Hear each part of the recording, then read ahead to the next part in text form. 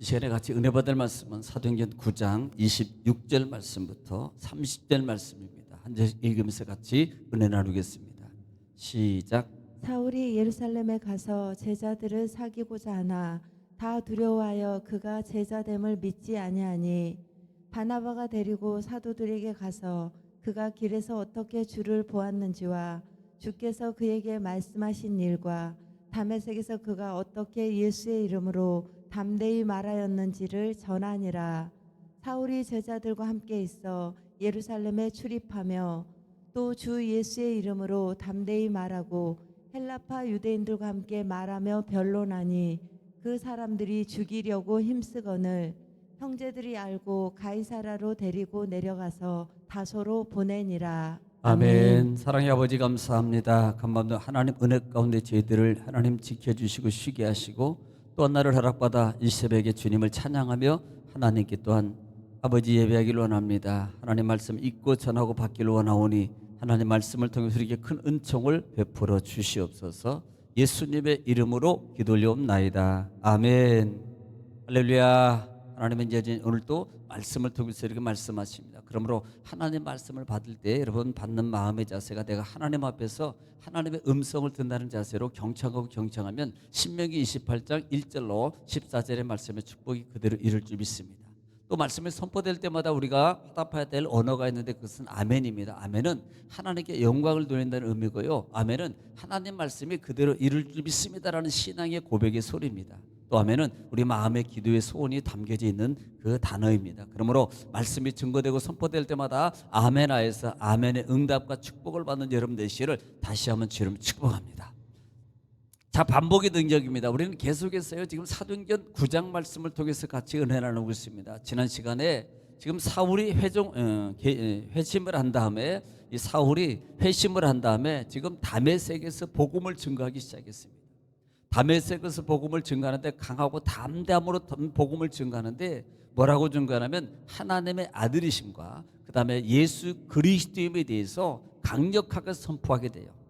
이 강력하게 선포하게 될 때 이 말을 듣는 많은 사람들이 특별히 유대인들이 놀랬다 그랬어요. 유대인들이 그 말을 듣고 상당히 놀랬다. 왜냐하면 그 사울이 그럴 사람이 아니었거든요. 그런데 그럴 사람이 아니었던 사람이 회심하고 예수 그리스도의 제자가 되고 이제 공회당에 와가지고 복음을 증거하니 얼마나 놀라지 않을 수 있겠습니까? 정말 황당한 거지요. 그래서 지난 시간에 그렇게 복음을 전했고 또한 그렇게 복음을 열심히 전가하니까 중요한 것은 그들의 마음, 그들의 삶의 신앙의 모습이 바뀌어 잘못됐다는 것이 드러나는 거예요. 그러니까 지난 시간에 이 일에 대해서 이 사울에 대해서 유대인들이 죽이고자 공모하더라 그랬습니다. 우리가 뭔가가 자기의 어떤 말씀을 통해서 자기의 어떤 모습이 드러나게 되면 여러분 수용하는 거예요. 인정하는 거예요. 그리고요 내가 시인하는 겁니다. 그리고 회개하는 겁니다. 그러면 사는 겁니다. 그런데요 꼭 살 사람과 죽을 사람의 차이가 뭐냐면 살 사람은 수용하고 인정하고 그 다음에 받아들이고 회개하고 변합니다. 그런데 여러분 죽을 사람은요 거기에서요 그 마음이 회개의 마음으로 오는 게 아니고 분한 마음이 나와요. 막 성질이 나요. 자기가 잘못했는데 잘못했다고 말하는데도 그것을 막 화가 나고 성질 나고 이렇게만 지는 얼마나 잘하나 이렇게 나온대요. 우리는요 받아들이는 수용하는 살 사람이 되기를 주님을 축원합니다. 자, 그렇게 죽이고자 하니까 동료들과 더불어서 그 성에서 탈출하게 되는 이 탈출하게 된 장면까지 지난 시간에 말씀을 통해서 같이 은혜를 나눴습니다. 자, 26절 말씀입니다. 오늘 26절 말씀부터 사울이 예루살렘에 가서 제자들을 사귀고자 하나 다 두려워해 그가 제자됨을 믿지 아니하니 그랬습니다. 자, 지금 예루살렘으로 올라갔는데 돌아보니까 사울은 어떤 사람이에요? 그 예루살렘 핍박했던 사람 스데반을 죽이는데 동조했고 여러분 그가 했던 그 일들을 이 예루살렘의 모든 사람들 다 알고 있는 거예요. 그러니 제자들이요 변했다 그래도 그와 함부로 같이 하겠습니까? 무서워서 두려워서. 사귀고자 하지만 다 두려워해서 믿지 않는다 이 말이에요. 왜냐하면 다메섹에 가서 약 3년 동안 있었거든요. 3년 동안 있다가 다시 돌아와 보니까 이 사울이요 바뀌어져 있는 거 물론 소문은 안 들었겠어요. 들었겠지만 제자들이 꺼리더라 이 말입니다. 그럴 때 27절 말씀에 바나바가 데리고 사도들에게 가서 그 길에서 어떻게 주를 보았는지와 주께서 그에게 말씀하신 일과 다메섹에서 그가 어떻게 예수 이름으로 담대히 말하였는지를 전하니라 그랬어요.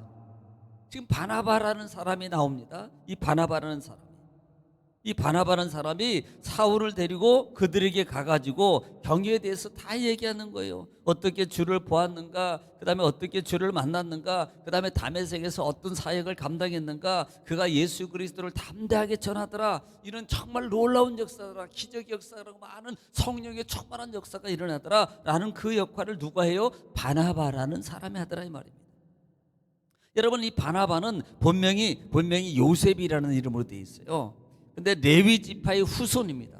그 이름의 뜻은 권위자라는 뜻이 있어요. 권위자란. 사도행전 4장 부분에서 사도행전 4장 36절 한번 들어보겠습니다. 시작.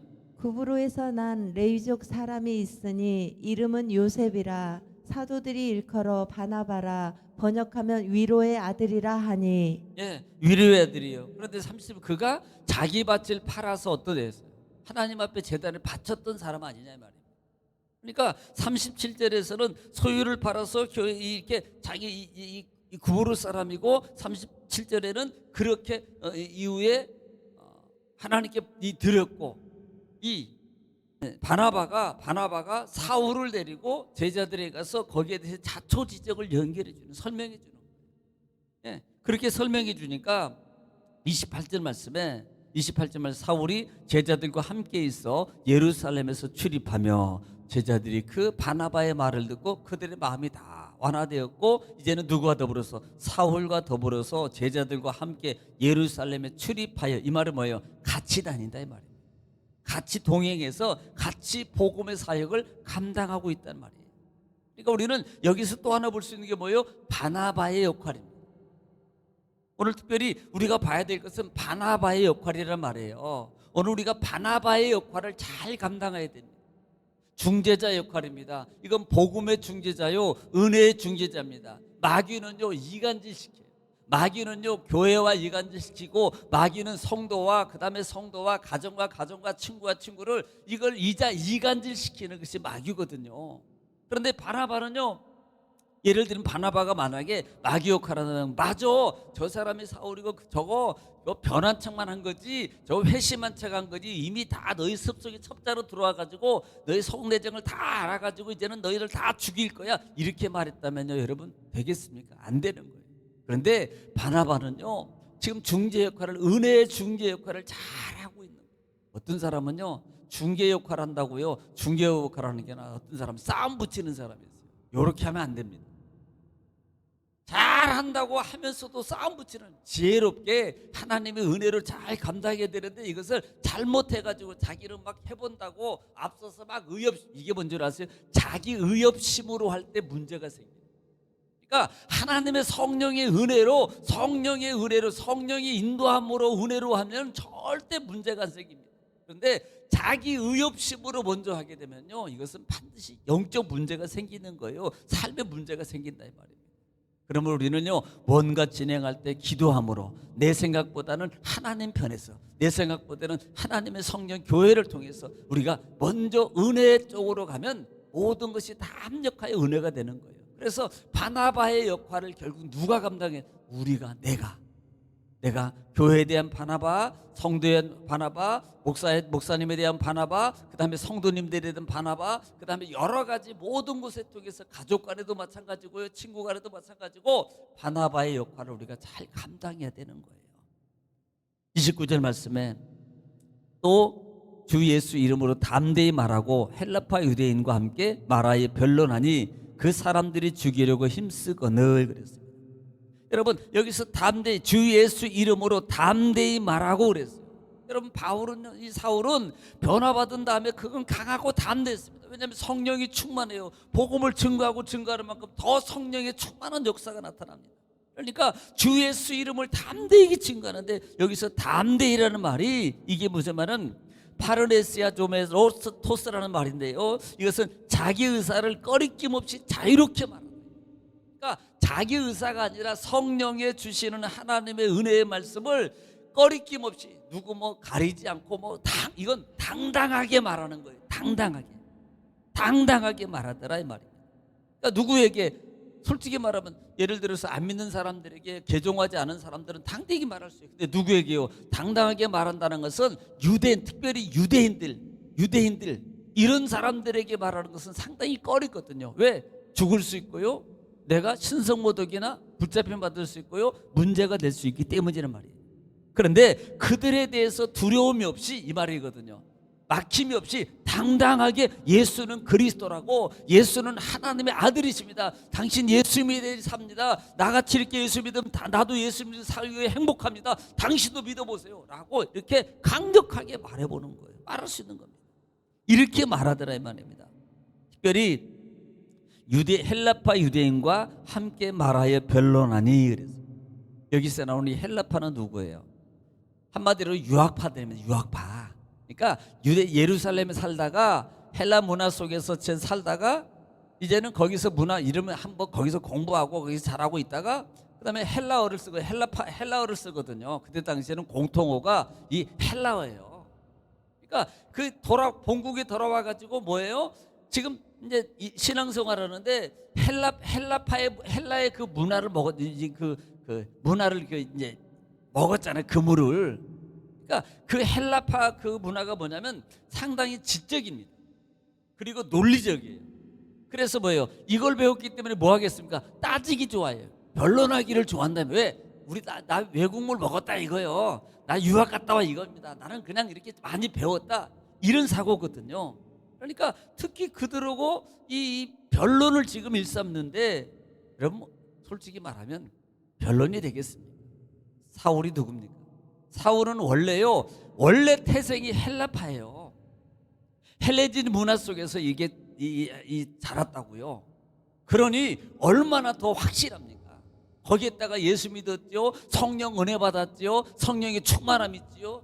아무리 유학의 물을 먹고 왔다 할지라도 뭐 영어를 하면 자기가 영어를, 우리나라 사람이 영어가 한 사람하고 그 미국에서 타면서 태어나서부터 정말 영어를 바르게 본토 발음과 다 해서 잘 익힌 사람하고 게임이 되겠습니까? 안 되지요. 그러니까 그 별일을 아무리 해도요, 이 사울이 다소 사람이, 다소가 헬레니즘 문화 지역이에요. 그 지역이.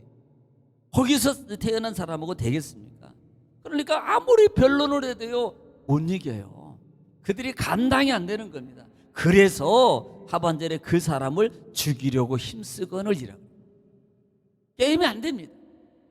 자기네들이 말에 먹혀가지고 사울이 그냥 말도 못하고 그냥 이렇게 쫄아가지고 있고 막 그런다면 되겠지요. 그런데 자기네들이 오히려요 당할 수가 없는 거예요. 그래서 죽이려고 하더라. 30절 말씀에 형제들이 알고 가이사라로 데리고 내려가서 다소로 보내니라. 여러분 다소가 돼요. 자기 고향입니다. 자기 고향이 뭐예요? 볼 때는 가장 안전하다고 생각한 거예요.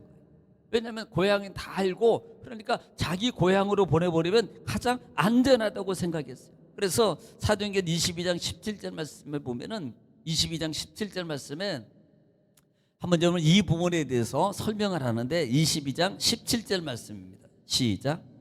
후에 내가 예루살렘으로 돌아와서 성전에서 기도할 때 황홀한 중에 18절 봄에 주께서 내게 말씀하시되 속히 예루살렘에서 나가라. 그들은 내가 내게 대하여 증언하는 말을 듣지 아니하리라 하시거늘. 예, 지금 뭐라고 말하냐면 지금 기도할 때 하나님께서 황홀한 가운데 은혜 가운데 나타나시, 너 빨리 지금 예루살렘에 나가라. 그러면 거기 지금 그 사람들은 너희 말 안 들어.